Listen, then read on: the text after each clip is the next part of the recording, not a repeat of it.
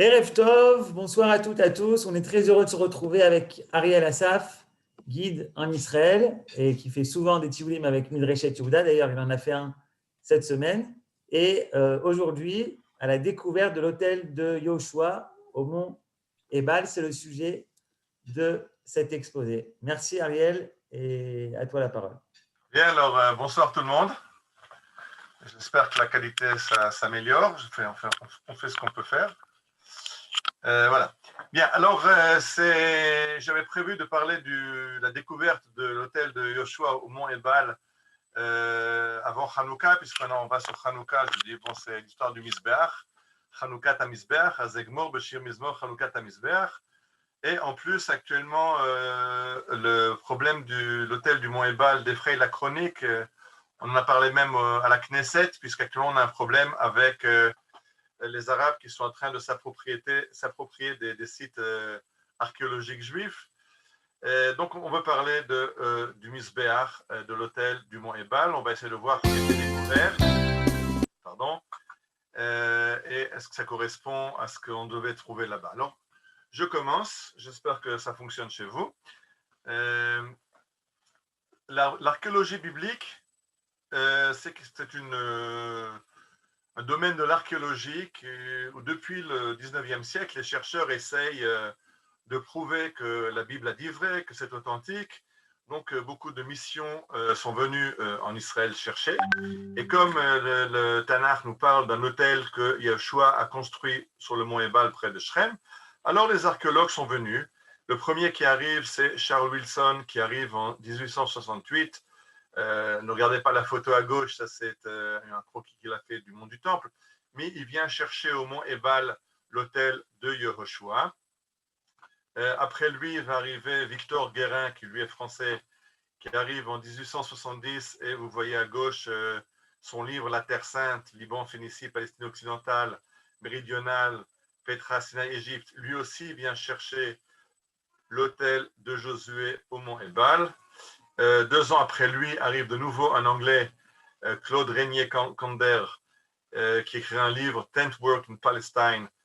Lui dirige le PEF, le Palestine Exploration Fund, qui est un groupe anglais qui essaye de découvrir des sites bibliques, et il va chercher aussi ce Mizbeach, cet hôtel du mont Ebal.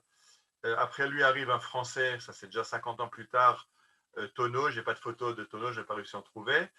Donc on a eu 2 missions archéologiques anglaises, 2 missions archéologiques françaises qui cherchent le Mizbeach du mont Ebal et reviennent bredouille sans avoir rien trouvé. Bon, ça c'est ce qu'on vient de parler. Et les choses vont changer en 1967. Qu'est-ce qui se passe en 1967? En 1967, c'est la guerre des 6 jours. Alors vous avez la carte à droite d'Israël après la guerre des 6 jours. Après la guerre des 6 jours, l'État d'Israël s'est un peu agrandi et on a en nos mains le désert du Sinaï au sud-ouest d'Israël, mais on a surtout la Judée, la Samarie, Yehuda, Shomron, le centre historique et biblique du pays, et au nord, le Golan, où là aussi, il y a une partie de l'histoire biblique qui se passe sur le Golan, déjà avec Og, Melech Habashan dans la Torah, on était passé par là-bas. Donc, on a maintenant des endroits qu'on ne pouvait pas fouiller. Je parle en tant qu'Israélien, puisque j'ai dit que les missions internationales ont fouillé déjà au 19e siècle. Dans les années 1950, il y a eu des fouilles qui ont été faites dans la région de Qumran pour trouver les manuscrits de la mer Morte et autres. Donc, c'était en Jordanie à l'époque, et c'était géré par des archéologues européens. Mais en 1967, c'est la première fois qu'Israël, en tant qu'État, peut mener des fouilles sur les sites qui sont le cœur historique et biblique du pays. Alors, on divise le terrain en plusieurs zones. Vous voyez à gauche la carte. Vous avez la Samarie, Shomron, vous avez la vallée du Jourdain, vous avez la région de Binyamin, la région de Hebron et de Gush Etzion. Je n'ai pas mis le Golan au nord. Et on fait rapidement ce qu'on appelle en hébreu Chafirot Hatzala.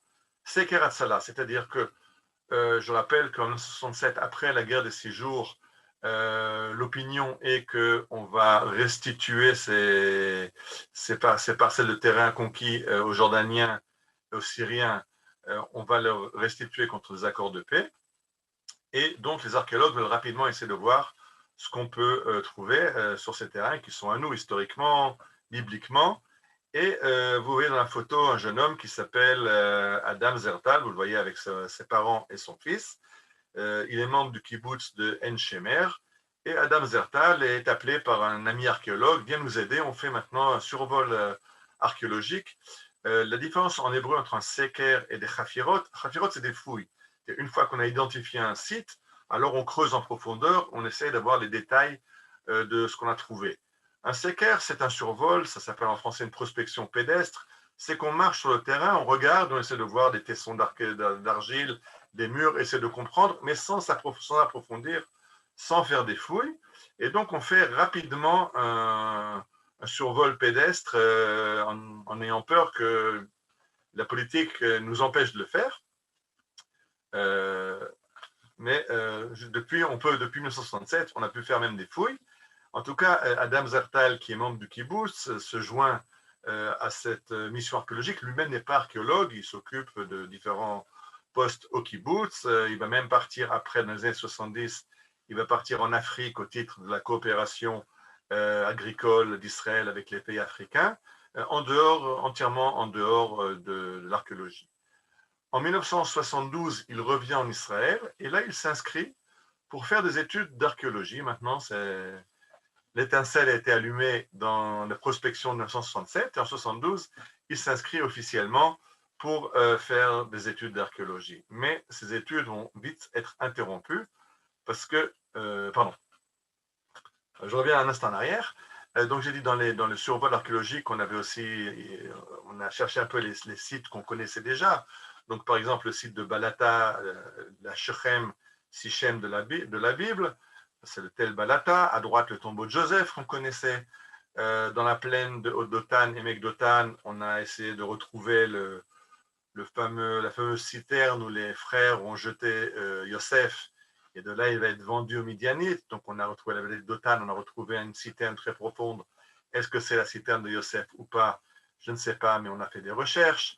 On a cherché le site de Shiloh, que des archéologues danois avaient déjà fouillé dans les années 30. Shiloh, qui est la première capitale d'Israël, et pendant 369 ans, le site du Mishkan, donc de ce qui préfigure le temple, le tabernacle du désert qui était à Shiloh pendant 4 siècles. Donc, c'est des sites qu'on fouille pendant ces années-là. Shomron, la ville de Samarie, la capitale du royaume du nord d'Israël, les 10 tribus construites par le roi Omri.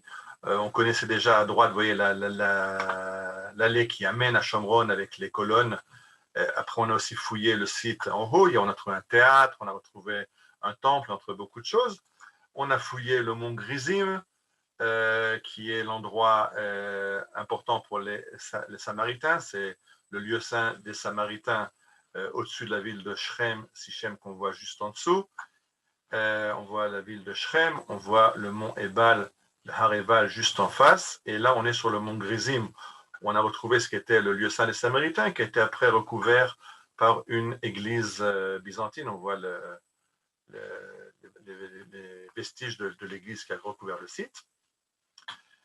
Et voilà, donc c'est des sites qu'on a fouillés. Et Adam Zertal s'inscrit à l'université. Mais voilà qu'en octobre 1973 éclate la guerre de Kippour. Adam Zertal est officier du génie. Il se trouve sur le canal de Suez en train de mettre en place le pont qui va permettre aux chars d'Ariel Sharon de traverser le canal de Suez pour aller contourner les forces égyptiennes sur la rive égyptienne. Et là-bas explose un obus à côté de lui. Son adjoint est tué. Lui est sérieusement blessé. Il est évacué par hélicoptère. Il se retrouve à l'hôpital et il va passer les 12 prochains mois à l'hôpital. Il racontera qu'il a des profs très sympas. Il y a un prof qui vient à l'hôpital chaque semaine lui faire les cours privés à l'hôpital. Il y a d'autres profs qui lui font passer des comptes rendus, des résumés de leurs cours. Et donc, sa première année universitaire, il l'a fait dans son lit d'hôpital à Shaare Tzedek. À l'hôpital Hadassah. Il raconte que quand il est hospitalisé, il entend un médecin qui dit « c'est dommage pour ce jeune homme, il ne marchera plus jamais ». Et Adam Zertal dit « ah bon, moi je ne marcherai plus jamais, je vais vous montrer si je ne marcherai plus jamais ». et il va couvrir après des centaines de kilomètres à pied avec les béquilles. Vous le voyez assis à gauche de l'image en bas à gauche au mont Ebal, assis sur le site qu'il fouille, avec les béquilles qui vont l'accompagner. Ça va tellement être son image de marque que quand il sera enterré, il est décédé il y a environ 5 ans, quand il est décédé, on l'a enterré avec ses béquilles dans la tombe, ces béquilles qui étaient parties de lui. Et il a énormément marché, il a parcouru toute la Samarie à pied et encore beaucoup d'autres sites. Et donc, Adam Zartal. Adam Zartal parlait français, donc on va écouter quelques mots de Adam dans la langue de Molière. Voilà, c'était à l'occasion d'une conférence. Le groupe que vous voyez derrière, c'est un groupe de pèlerins non-juifs que je guidais 2 fois par an. Je venais avec un pasteur, quelqu'un d'extraordinaire, le pasteur Tobois, qui était décédé des suites du corona cette année. Et donc, lui, ce pasteur Jean-Marc Tobois, chaque année, quand il venait 2 fois par an, essayait de nous programmer une montée au mont Ebal pour voir le Misbar de Yoshua. Et quand c'était possible, le soir avant, on invitait Adam Zartal qui nous donnait une conférence sur les fouilles à l'hôtel le soir, et le lendemain, on allait sur le site. Alors là, c'est l'introduction de sa conférence à l'hôtel. Shalom, bonsoir, soyez les bienvenus en Israël. Je m'appelle Adam Zartal. La présentation sera en anglais, mais moi je voudrais essayer de parler français. Ma langue française, elle n'est pas comme Voltaire, elle n'est pas comme Jean-Marc, mais je peux essayer de toute façon. Et quelques mots sur moi. Je ne suis pas un héros. Je suis archéologue biblique de la période biblique, c'est-à-dire la période des tâles du bronze et des fer. Et je me suis blessé le 18 octobre 1973 dans le canal de Suez. Je pense que c'est important pour comprendre l'histoire, disons. J'étais un officier et que nous avons construit le pont sur le canal de Suez, si vous connaissez l'histoire, pour que l'armée israélienne puisse croiser le canal pour l'Égypte. Ça, c'était le miracle, je pense, du canal de Suez. Et j'étais dans l'hôpital de Hadassah 13 mois après ça. Et quand j'ai quitté l'hôpital, alors là, je devais marcher avec les béquilles, jusqu'à présent. Et je pense que c'est une partie de ma récupération, faire cette prospection archéologique que nous faisons dans la Samarie et la vallée de Jourdain, parce que c'était, je sens maintenant, c'était une sorte de récupération des marchés et de découvrir l'histoire du peuple d'Israël. Je suis kibbutznik, un homme simple. Notre kibbutz est entre Haïfa et Tel Aviv, dans la Chatzi Derech, mi-chemin, oui. Et après avoir blessé... Bien. Alors je pense que c'était intéressant de voir un petit peu Adam Zartal, de connaître le personnage, et qui est très intéressant. Et la grande chance, justement, était qu'il était kibbutznik, qu'il était du Hashomer Hatzaïr, qu'il a fait ses études à l'université de Haïfa, ses prospections pour l'université de Haïfa, donc il n'est pas suspect d'avoir voulu prouver que la Torah a dit vrai, que la Bible a dit vrai. Au contraire, lui il a grandi dans une optique que la Torah, c'est un recueil de légendes d'Israël, mais pas forcément une vérité historique. Alors, on voit une photo de la région qu'il est en train de couvrir. La photo est prise du mont Kabir à partir de l'On Moré. On voit en face de nous 2 montagnes, à droite le mont Ebal, à gauche le mont Grizim, et en bas la ville de Shrem. Et Adam Zartal va prospecter cette montagne puisqu'il parcourt toute la Samarie à pied. sans avoir décidé je vais visiter tel ou tel site. À la différence des archéologues qu'on a vus tout à l'heure, Guérin, Kander, Wilson, qui cherchent l'autel de Yoshua, lui, il se promène en regardant par terre, qu'est-ce que je trouve, et en essayant de comprendre la réalité. Voilà une autre vue de nouveau de la ville de Shrem, à partir de la montée vers Elon Moreh, de nouveau à droite le mont Eval et à gauche le mont Grizim. Il faut comprendre ce qui s'est passé, c'est qu'en fait, les archéologues que j'ai cités, Wilson, Kander, Guérin, Tonneau, eux cherchent l'autel de Josué sur la pente sud du mont Ebal, ce que je montre maintenant avec la souris de l'ordinateur, cette pente sud, puisqu'ils ont compris que d'après ce que marque la Torah, il faut chercher l'autel entre le mont Grizim, qui est à gauche, et le mont Ebal. Donc c'est sur cette face du mont Ebal qu'ils vont faire leur fouille sans rien trouver. Adam Zertal, il se promène sur tout le mont Ebal, et la découverte, il va le faire sur les pentes est du mont Ebal. On va expliquer après pourquoi les autres archéologues n'ont pas cherché de ce côté-là. Et Adam Zertal se promène partout, puisque lui ne cherche rien de spécifique. Et alors, ce qu'il arrive, c'est qu'en 1980, il découvre un site sur les pentes du mont Ebal qui est très bizarre. Vous voyez là une photo aérienne. C'est un grand tas de pierres qui est au milieu des champs et des cultures. Et on ne comprend pas très bien ce qu'est ce tas de pierres. C'est bizarre. Alors, Adam Zertal décide d'arrêter la prospection et de faire maintenant des fouilles. Ça veut dire qu'on va arrêter juste de ramasser quelques pierres, d'analyser des tessons de poterie, d'argile. Et on va ôter ces pierres et essayer de voir ce qu'elles cachent. Et voilà ce que va trouver Adam Zertal. Alors tout d'abord, on le voilà au sommet de la montagne de pierres qu'il a trouvée. Donc vous voyez, ça n'a l'air de rien. C'est un amoncellement de pierres. Mais qu'est-ce que ça cache? Et c'est ça la question.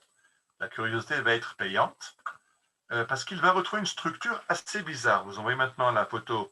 Vous voyez une structure, ce qui est en jaune, une espèce de structure rectangulaire avec une pente d'accès, avec deux cours, ce qui est à droite et à gauche. Tout de suite, on va voir une reconstitution en 3 dimensions. Il va retrouver des jarres qui sont très intéressantes parce que ces jarres, on les appelle en hébreu pitas, tzfat, savaron. C'est des jarres spécifiques de la culture juive. Donc, on est sur un site juif israélite. C'est des jarres qu'on connaît sur d'autres sites archéologiques. Et encore plus intéressant, il va trouver des scarabées. 2 scarabées et un dé à jouer. Maintenant, les scarabées, c'est une trouvaille égyptienne. C'est un sort royal. Et ces 2 scarabées, on sait les lire. C'est des hiéroglyphes qu'on sait lire. Et c'est des scarabées de l'époque de Ramsès II. D'après certains archéologues, Ramsès II pourrait être le pharaon de l'Exode. Donc c'est intéressant, puisqu'on sait que les Juifs arrivent d'Égypte et Yoshua, qui a traversé le Jourdain et arrive d'Égypte, c'est intéressant de voir qu'ils ont dans leur bagage encore des souvenirs d'Égypte. Je vous ai mis à droite le verset dans Shemot, quand on sort d'Égypte, que les Bnei Israël ont demandé à leurs voisins égyptiens des cadeaux et ils ont reçu des objets d'argent, des objets d'or, des habits qu'ils ont emmenés avec eux en quittant l'Égypte. Alors aussi, ils ont emmené des scarabées et voilà qu'on retrouve 2 scarabées sur ce site du mont Ebal. Alors on trouve encore quelque chose de très intéressant. On trouve une espèce de je ne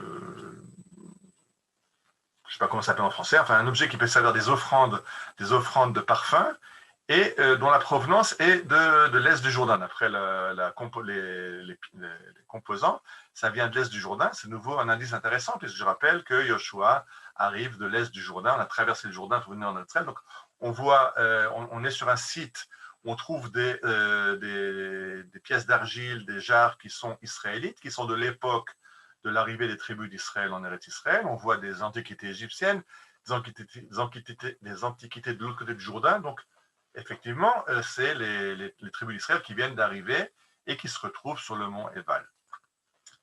Et après quelques jours de fouilles, plusieurs jours de fouilles, à la fin des fouilles, Adam Zertal, qui a dégagé ce tas de pierres que vous avez vu tout à l'heure, appelle un dessinateur, un archéologue dessinateur de Jérusalem, qui s'appelle Rittmeyer, et lui dit dessine-moi ce que tu vois devant toi. Parce que comprenez que ce que Adam Zertal voit devant lui, maintenant, c'est une structure, mais il n'a jamais vu ça. C'est quelque chose d'inconnu. il y a une structure, il n'y a pas de porte, il n'y a pas de fenêtre. Donc, ce n'est pas une maison. Il y a des cours, mais elles sont entièrement fermées de tous les côtés. C'est quoi la structure? Alors, il dit à Rittmeyer, fais-moi un dessin de ce que tu vois. Et Rittmeyer lui dit, mais moi, ce que je vois là, c'est un autel. C'est un autel de sacrifice. Il va même pousser le détail jusqu'à nous mettre la fumée qui monte du misbéach. Rittmeyer dit, pour moi, c'est évident que ce qu'on a devant nous, c'est un autel avec une rampe d'accès pour l'autel. Voilà, un autel. Qu'est-ce que cet autel fait là? Qui l'a construit? Je n'en sais rien. Mais tu as retrouvé un autel. Alors Adam Zartal est assez perplexe. C'est quoi cet autel? Apparemment juif, puisque les céramiques, l'argile trouvée autour, les scarabées font penser aux tribus d'Israël. Il va aller plus loin. Dans l'enceinte ici, il va retrouver beaucoup de cendres et d'ossements calcinés. Alors de nouveau, un ossement calciné, c'est une preuve de sacrifice, puisque si vous mangez de la viande, vous ne voulez pas que la viande grille, qu'elle brûle. Donc vous cuisez la viande, donc l'os, il est cuit, il n'est jamais brûlé. Si on trouve un os brûlé, c'est qu'on a brûlé tout l'animal, c'est que toute la chair a brûlé jusqu'à l'os, donc c'est un sacrifice. Donc c'est encore une preuve qu'on est sur un site sacrificiel. Et les archéologues n'ayant peur de rien, Adam Zertal a envoyé ses ossements et au laboratoire de paléobiologie de l'Université hébraïque de Jérusalem. Et la réponse arrive. Il s'agit d'ossements de 4 sortes d'animaux. On a des bovins, on a des moutons, on a des chèvres et on a des daims. Donc tous ces animaux sont cachers. Maintenant, 3 on connaît.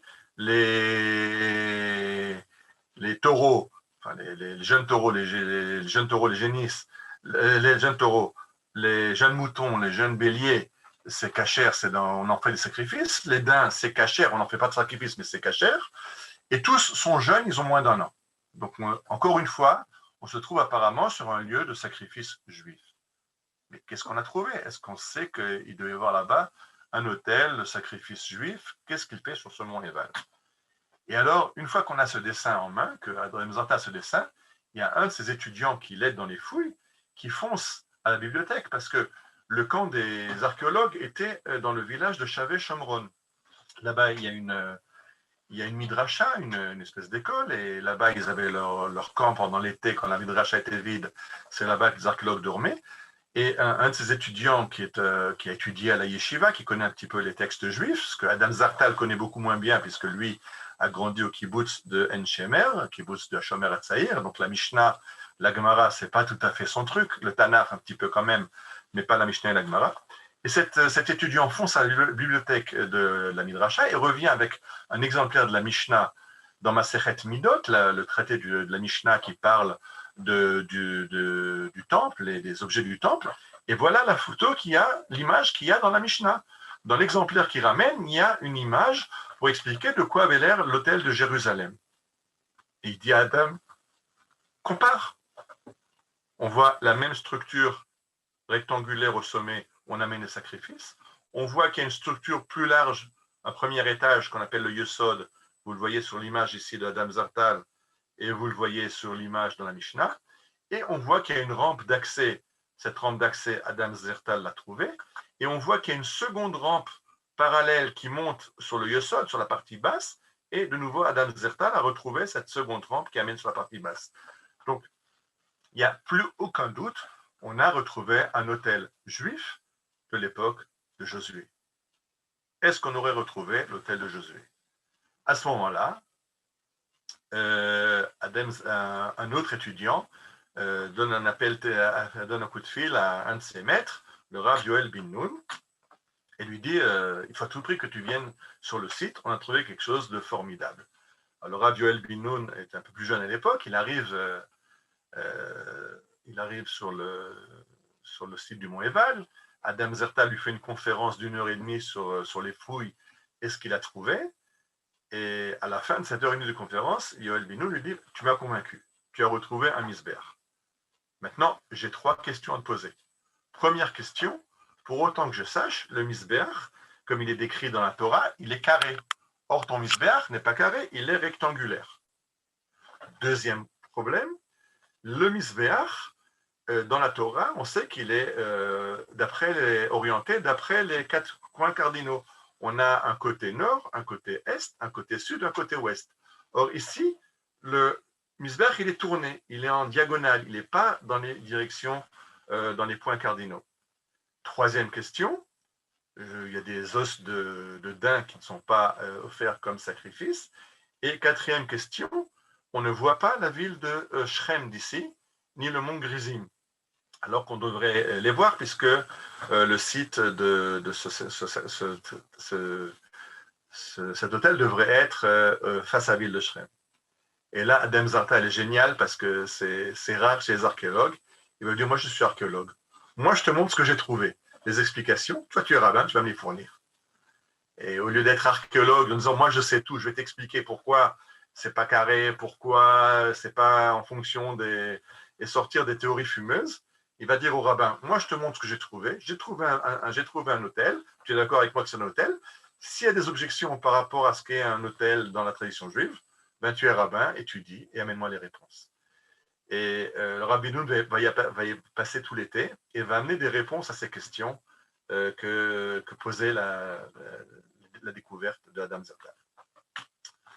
Alors, je vous ai mis là maintenant des fouilles de Megiddo qui se trouve donc dans la vallée de Israël, où là-bas on a trouvé différentes choses, enfin beaucoup de choses à Megiddo. C'est un site passionnant, je vous invite à le découvrir avec moi. On peut déjà se promener, on peut faire 20 personnes aller à Megiddo, mais il n'y a pas de problème avec les bus. Il ne faut pas avoir peur de prendre le bus ou du covoiturage. À Megiddo, on a retrouvé un hôtel. Cette structure-là est un hôtel, je vais tout de suite vous montrer en agrandi. Et à gauche, un hôtel pour les encens. Alors, l'hôtel pour les encens, vous voyez tout de suite qu'il ressemble un peu à ce qu'on a vu chez Adam Zartal. Il est carré, il a des coins. Là, il y a un hôtel qui est rond. Alors voilà, l'hôtel rond en agrandissement, vous le voyez maintenant sur l'image, il apparaît. Non seulement il est rond, mais il y a des escaliers qui montent. Je vous rappelle, sur l'hôtel de Zertal que je vous montre à droite, on voit très bien la structure qui est avec une rampe. Les deux hôtels partagent la chose suivante, c'est que les deux sont construits en pierre non taillée, ce ne sont pas des pierres taillées. Ça, c'est un premier indice à droite que c'est un hôtel juif, puisque la Torah nous dit « V'misbach avanim ta'aseli, lot ivneten gazit » Quand tu veux construire un hôtel, Dieu parle, c'est-à-dire qu'un hôtel, c'est pas fait pour, c'est pas si tu le construis, il faudra en construire un. Mais quand tu le construis pas en pierre de taille, puisqu'on taille les pierres avec le fer. Le fer, c'est le glaive, c'est la mort. Donc, on n'utilise pas le fer pour tailler des pierres. Donc, l'hôtel du temple de Jérusalem était en pierre non taillée. Donc, on a des pierres brutes non taillées. Ça, c'est un. Ça, on a trouvé aussi à Megiddo. Par contre, à Megiddo, on voit nettement un escalier qui permet de monter. Or, la suite du texte dans Shemot nous dit tu ne pourras pas monter sur mon hôtel avec un escalier. Et c'est pour ça que le Misbech, l'hôtel du temple, comme on l'a vu dans l'image de la Mishnah, ou comme Adam Zartal le retrouve, est avec une rampe d'accès et pas avec un escalier. Donc à gauche, on a un hôtel rond, ça ne correspond pas, puisque chez les Juifs, c'est carré ou rectangulaire. Il y a des escaliers. Donc là, on est sur quelque chose de différent qui correspond à ce que doit être un hôtel juif. Un hôtel de pierre non taillée, rectangulaire, avec une rampe et pas un escalier. Dans la suite, dans le texte de Vaïkra qui nous parle des sacrifices, Uminadam yiten al karnot à Misbeach, et il versera le sang sur les coins, les cornes, ce qu'on traduit en français les cornes du Misbeach. Vous voyez ce Misbeach d'encens de Megiddo qui a des cornes. Vous le voyez ici, ces petites cornes sur le Misbeach de la Mishnah qu'on voit en bas à gauche. Ça, on ne les a pas trouvés chez Adam Zartal, mais ça ne veut rien dire. C'est-à-dire qu'avec le temps, c'est un petit peu, on les a perdus. Puis aussi, en notant toutes les pierres qu'il y avait au-dessus, peut-être qu'un étudiant s'est trompé et a déménagé les coins de l'hôtel qui étaient aux 4 coins en haut. Ça nous manque, mais on peut supposer qu'il y avait. Vet kol adam ishpoch el yesod ha-mizbeach, le reste du sang, on le verse sur le yesod, donc la partie plus basse du mizbeach que Adam Zartal a retrouvé. Donc on voit le yesod, cette partie qui est basse. Donc encore de nouveau un indice qu'on a retrouvé un hôtel juif à l'époque de Yoshua. Et si on regarde la conclusion dans la Gemara, le Talmud nous dit Tanu Rabbanan Kered vekevesh veyesod veriboa me'akvin. Midat orko ou midat orbo ou midat komato enan me'akvin. Qu'est-ce qui est important pour qu'un misbeach soit kasher? Il faut qu'il ait ces 4 cornes, les 4 coins qu'on n'a pas retrouvés, Il faut qu'il ait kevesh, il faut qu'il ait la rampe qu'on a retrouvée. Il faut qu'il ait yesod, cette partie basse qu'on a retrouvée. Il faut qu'il soit riboua, qu'il soit rectangulaire, on l'a retrouvé. La longueur, la largeur, la hauteur, c'est secondaire, c'est moins important. Donc, tout ce qu'on a retrouvé sur ce misbéach de Hareval va dans le sens de la Mishnah, dans la Gemara. On a retrouvé un misbéach kasher d'après la halacha sur le mont Eval, l'endroit où on s'attendait à le trouver. Le problème est qu'il n'est pas à l'endroit où on s'attendait à le trouver. Mais heureusement, Adam Zertal n'est pas allé avec, a priori, je cherche l'hôtel de Yoshua. Il a regardé ce qu'il trouvait, et quand il a retrouvé, il a dit, je ne sais pas ce que j'ai trouvé. Et son étudiant, le Rav Binoun et d'autres l'ont aidé à arriver à la conclusion qu'il a retrouvé le misbéach de Yehoshua.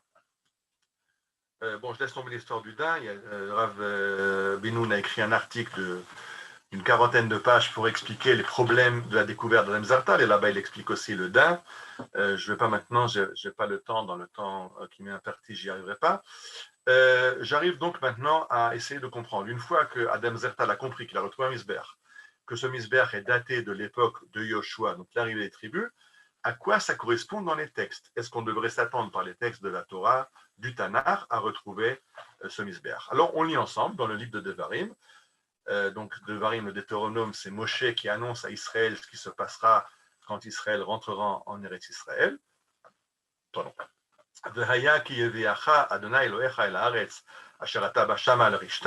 Et cela arrivera quand Dieu t'amènera dans le pays qu'il te donne en héritage. Et il y aura une cérémonie dans laquelle tu prononceras les bénédictions et les malédictions sur le mont Grizim et sur le mont Ebal. La bénédiction sur le mont Grizim, la malédiction sur le mont Ebal. Halohema be'ever hayarden, achare derech mevo hashemesh be'eretz haknani, yoshev baraba mul hagilgal etzel nemore.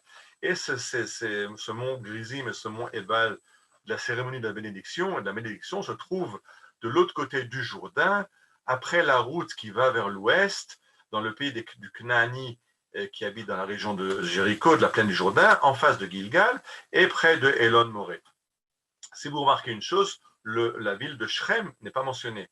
Je rappelle que les archéologues Wilson, Konder cherchaient un endroit où on puisse voir la ville de Shrem. Or, ce n'est pas marqué que cette cérémonie aura lieu après la ville de Shrem. Les rabbins dans le Talmud vont dire c'est à côté d'Elon Moré. Et Elon Moré, il y avait marqué chez Abraham que c'est près de Shrem. Il y avait Abraham ad Elon Moré ad Mekom Shrem. Donc c'est près de Shrem. Mais dans le texte de la cérémonie, on ne nous parle pas de Shrem. Donc de nouveau, c'est un indice, un bon point pour Adam Zertal.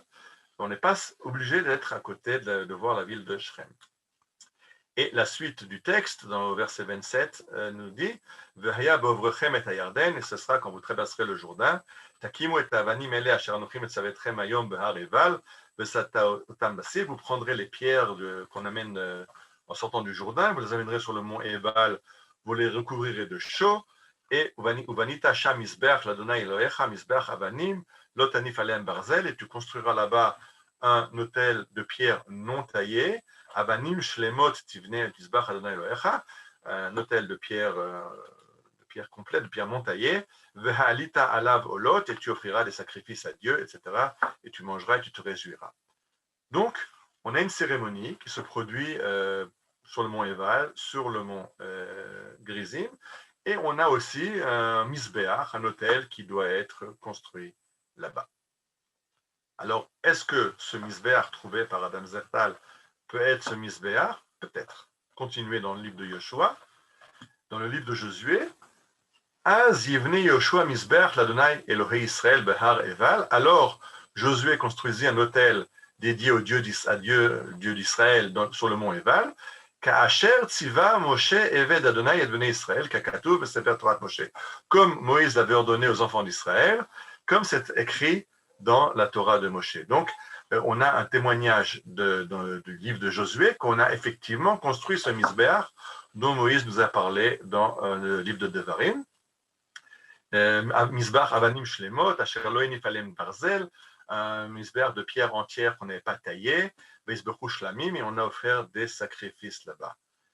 Et je saute au verset 34 en bas, Vacharechen, Kara et Kol Divrei Torah, Bracha, Baklala, Kokol Katuv, Sefer Torah. Et après, on a lu les bénédictions, les malédictions, comme c'est marqué dans la Torah. Donc, ce que la Torah nous avait annoncé comme cérémonie et comme hôtel à construire sur le mont Ebal, le livre de Yoshua nous dit qu'effectivement ça a été fait.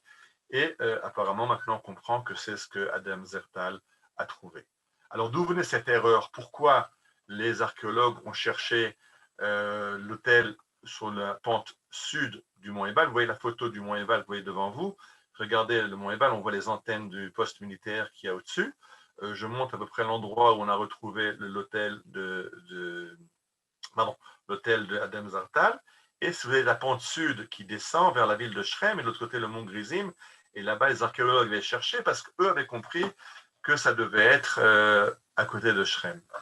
Mais en fait, le seul endroit où on nous dit que cette cérémonie se passe à côté de Shrem n'est pas chez nous. Ça se trouve dans un texte samaritain.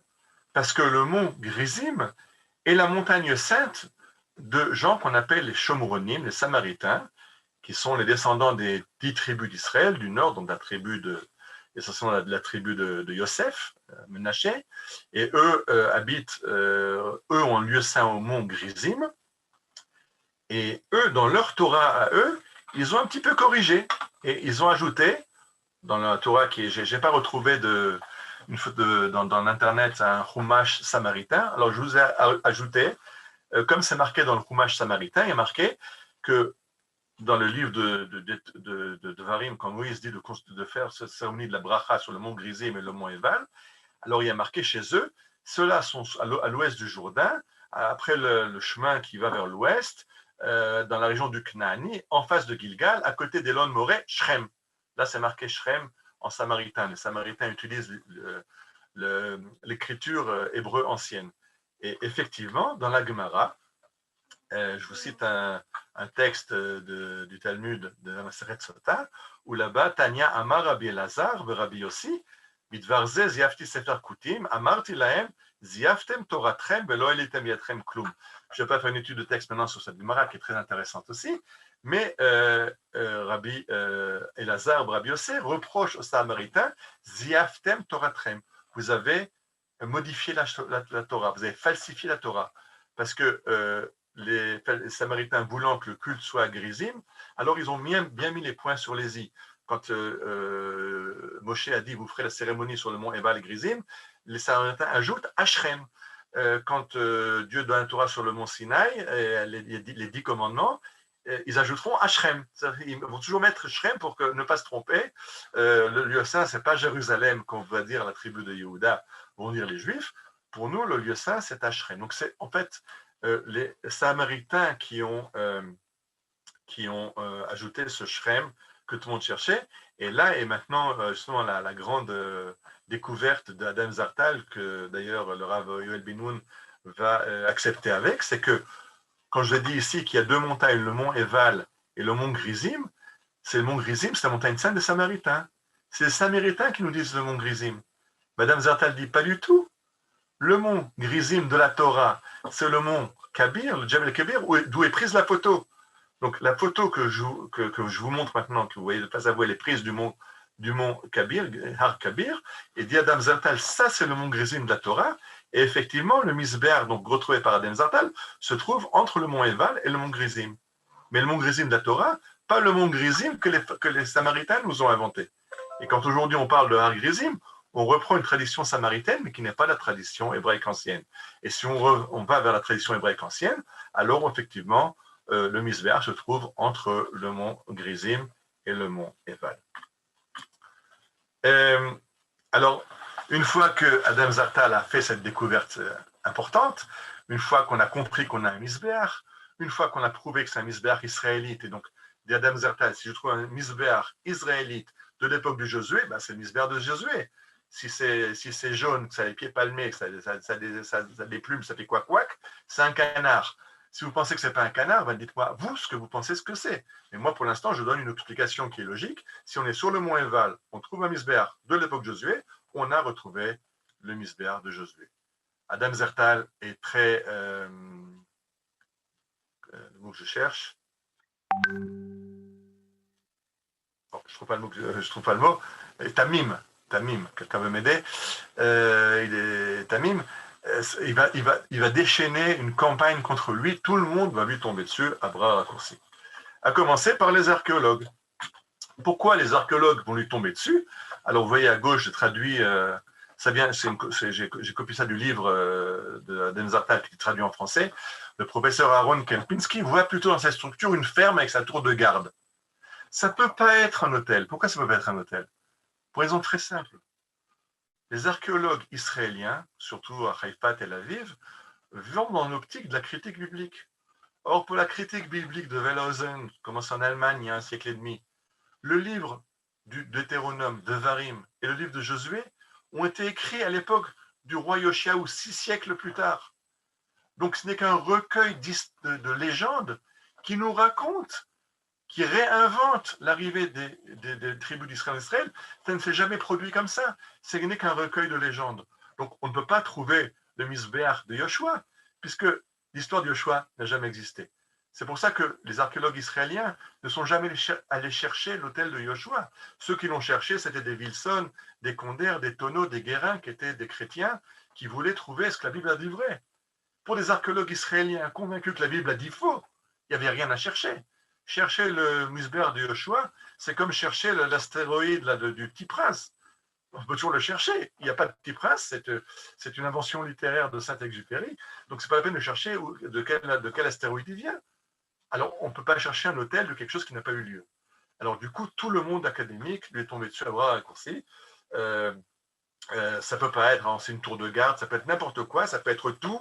Une chose, ce n'est pas l'hôtel, parce que ça nous fout en l'air toutes nos théories. Alors, si Zartal est un homme, comme il a dit tout à l'heure, je suis humble, moi, je dis ce que j'ai trouvé. Après, donnez-moi l'explication. Les archéologues sont là pour expliquer. Comme ils veulent nous expliquer que la Torah est fausse, ils ne peuvent pas accepter une découverte pareille. Donc, comme on dit en hébreu, assour la tête, la ouvdot, le calquel ta théoria. Il ne faut pas laisser les faits détraquer l'idéologie. J'ai une théorie, j'ai une idéologie, ce n'est pas des faits qui vont me contredire. J'ai défini qu'il n'y a pas de Misbéach, qu'il n'y a pas de Yoshua, tu ne vas pas nous casser la tête avec ton Misbéach, il ne peut pas être là, tu n'as rien trouvé. Alors, Adam Zartal aimait beaucoup une citation qu'il a amenée d'un journal d'archéologie américain, où là-bas, il y a un professeur qui s'appelle Larry Steiger, de l'université de Harvard, qui a écrit dans une revue d'archéologie Im Amad Misbeach Ola al Hareval, Hashpal Merkarenu Ima Apranit, al Kulanu Archéologim Mikraim, la Chouv le Gagné Ladim. Si Adam Zartal a raison, ben nous tous, archéologues bibliques, nous devons retourner au jardin d'enfants. Et Adam Zartal a ajouté, mais ils ont qu'à retourner au jardin d'enfants, mais je ne peux rien. Je ne l'ai pas cherché. Ce n'est pas que j'ai cherché à prouver que le Misbéach existe. Je ne l'ai pas cherché. J'ai fait un survol archéologique. Moi, je viens du kibbutz. Moi, je viens de l'école d'archéologie de Haïfa. Moi, j'étais sûr que, d'après mes études, d'après ce que j'ai appris au kibbutz, à l'école, à la fac, le livre de Josué n'est pas un livre historique, le Misbéach n'existe pas. Mais une fois que je le trouve, j'y peux rien, il y a des faits. Expliquez-moi les faits. Et alors, Adam Zartal défend les faits de ce qu'il a trouvé, alors que le monde académique qui a des théories lui tombe dessus.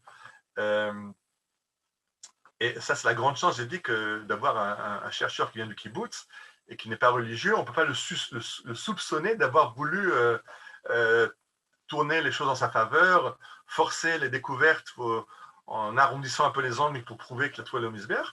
Lui ne le cherchait pas, donc il dit, je l'ai trouvé, je reconnais les faits, ce n'est pas que j'ai essayé de le trouver. J'ai juste la photo que vous voyez maintenant, c'est Dan Schertman. Pour comprendre ce que c'est que le monde académique en Israël, Dan Schertman, vous vous rappelez de ce gars-là, il a reçu le prix Nobel de physique pour avoir découvert les quasi-cristaux, mais quand il a commencé à faire ses recherches, on lui a dit « arrête tes recherches, ça n'existe pas, ça ne peut pas exister, arrête tes recherches ». Quand il s'est entêté, on lui a dit « si tu continues à chercher les quasi-cristaux, on te coupe tes fonds de recherche et on te vire de l'université ». Alors bon, il a dû se plier au diktat de l'université et il a continué ses recherches en secret. Il a fait en parallèle des études officielles de choses qui intéressaient l'université et il a fait ses recherches en cachette jusqu'à qu'il découvre les quasi-cristaux qui ne peuvent pas exister d'après ses collègues physiciens et qui reçoivent le prix Nobel. Mais ça, c'est l'académie. Ils ont d'abord des théories, et si tu es contre la théorie, ben, tu n'existes plus, on te démolit. Ils ont essayé de démolir Schertman, heureusement qu'il n'a pas cédé. Ils ont essayé de démolir Adam Zertal, qui lui aussi, heureusement, n'a pas cédé. Mais pour le monde académique, c'était impossible d'accepter une découverte pareille. Alors, la grande question, c'était pourquoi ce tas de pierres au-dessus du Misbéach? Pourquoi ce Misbéach a été recouvert, a été englouti? Et la raison que donne le Rav Binu, une raison toute simple, ce Misbéach, cet autel, est un autel dédié à Dieu, au Dieu d'Israël. Et donc, quand on s'en sert plus, parce qu'il y a l'autel de Jérusalem, et qu'une fois qu'il y a le temple de Jérusalem, tous les lieux de culte en dehors de Jérusalem sont interdits au service, et c'est un lieu saint, on ne peut pas le détruire, on n'a pas le droit de détruire un misbéach qui a été construit pour Dieu, donc on l'a enterré. On enterre un mort, on enterre aussi ce qu'on appelle Gniza, des livres abîmés. Et là, l'exemple que je vous ai montré, ça, à l'occasion, on fera une balade ensemble à Jérusalem, à Kiryat Yovel. Il y a une petite colline comme ça qui a été fouillée. Et à l'intérieur, on a retrouvé un lieu de culte aussi qui a été recouvert à Jérusalem. Il a fonctionné à une époque où le temple ne fonctionnait pas. Quand le temple refonctionne, on ne peut pas s'en servir de cet autel, on ne peut pas le détruire, alors on le recouvre. Même chose à Arad, où à Arad, vous voyez un sanctuaire qu'on a retrouvé sur le site de Arad, dans le désert au sud d'Israël. Et on a retrouvé là-bas aussi un temple qui était recouvert de pierre, qui était donc une gnisa. Au moment de, quand il y a des moments où on a eu le droit de faire un culte en dehors de Jérusalem. Quand le temple fonctionne à Jérusalem, on n'a pas le droit, et donc on fait une gnisa, et c'est ce qui a été fait sur le mont Eval. Je me rappelle, j'ai une fois demandé à Adam Zertal, mais explique-moi, tu as trouvé ce tas de pierres que je vous ai montré tout à l'heure dans l'image, comment tu savais quelle pierre il faut hanter et quelle pierre fait partie du misbéach, ça là on ne touche pas, on la laisse. Je lui ai dit que peut-être qu'il s'est trompé, que les carnotes, les carnaim, les coins du misbéach, il les hantait par erreur. J'en ai dit, comment tu as su qu'est-ce qu'il fallait garder, qu'est-ce qu'il fallait jeter? Il m'a dit, écoute, c'est aucun problème, tu viens chez moi, je t'enseigne l'archéologie pendant 5 ans et tu sauras toi aussi. Il avait beaucoup d'humour. Et voilà comment il a retrouvé. Donc je reviens à ce misbéach qu'il a trouvé. Je vous remets l'image de Rittmeyer qui a donc dessiné cette découverte d'Adam Zertal, parce que ce que je voulais vous montrer, c'est que il y a le misbéach, donc cette structure, cet hôtel qui a été retrouvé. Il y a des cours, il y a encore d'autres choses. Je n'ai pas le temps de développer maintenant. Ceux que ça intéresse, je donnerai après une bibliographie, vous pourrez lire ou voir. Il y a aussi sur Internet. Et ce qui se passe, c'est qu'il a retrouvé une enceinte autour de ce misbéach. Donc il y a une enceinte sacrée qui entoure ça. Et ça, c'est la seconde découverte d'Adam Zertal, mais ça, on laissera une autre conférence qui sera entièrement consacrée à cette découverte des sites sacrés, des sites saints du peuple d'Israël, et ce que Adam Zertal appellera les pieds, les sites des pieds. Là, je vous donne une photo du pied de Argaman. Vous voyez que de nouveau un site avec une enceinte, avec un site sacré au milieu. Ça ressemble beaucoup au site de Eval. Adam Zertal en trouvait plusieurs comme ça. Et va nous dire qu'en fait, c'était des sites de Misbechot, c'était des sites du culte juif. Je ne vais pas expliquer maintenant. Je vais vous maintenir à l'haleine pour la prochaine conférence qu'on fera d'ici 1 ou 2 mois. On ne va pas faire de l'archéologie toutes les semaines, mais on parlera de ces fameux pieds, ces sites des pieds, et le mont Ebal en est un. Donc, on en reparlera à l'occasion. Alors, j'ai dit, je vous donnerai une biographie. Donc, ceux que ça intéresse, une bibliographie, pardon, il y a bien sûr le livre de Adam Zertal en hébreu qui s'appelle Am Nolad, un peuple est né, qui a été traduit en français sous le titre Naissance d'une nation, l'autel du mont Ebal et l'émergence d'Israël. Adam Zertal, donc vous pouvez le trouver en français. Et en préparant cette conférence, j'ai également trouvé sur le site d'Academ une conférence quand l'archéologie confirme le récit biblique. Donc cherchez sur Academ et vous avez une conférence de plus d'1 heure du professeur Adam Zertal qui raconte cette découverte. C'est Shmuel Trigano qui a invité Adam Zertal. Dans cette conférence, Adam Zertal est traduit, il parle en anglais, il est traduit en français, donc c'est un peu difficile. On entend la traduction en français de sa conférence. Donc, ceux qui veulent approfondir sur la découverte, vous pouvez lire le livre, vous pouvez regarder ce site sur Academ. En hébreu, bien sûr, il y a des conférences d'Adam Zertal directement en hébreu sur YouTube. Cherchez Adam Zertal, vous trouvez les conférences. Voilà, je vais maintenant rallumer les micros. S'il y a des questions, il reste encore 10 minutes pour les questions. Peut-être, je regarde aussi les chats. On m'a donné des réponses pour Adam Zertal qui était Tamim. Naïf, voilà. Merci Daniel Ben Naïm. Salut Daniel. Oui, le mot que j'ai cherché, c'est naïf. Nathan était trop naïf, il croyait qu'il allait publier cette découverte et que ça allait passer comme une lettre à la poste. C'est passé comme un ouragan qui a essayé de le balayer lui. Donc, d'abord, je vous remercie d'avoir été avec moi pour cette conférence. Je vous invite à vous joindre pour une balade sur le mont Eval à la première occasion. En attendant, on se promène à Jérusalem, on se promène autour. Là, aujourd'hui, je reviens d'une promenade à Nachlaot. Jeudi, on fera une balade à Nevi Samuel, Shmuel Navi. C'est aussi un site magnifique. Et depuis l'époque de Yoshua, on va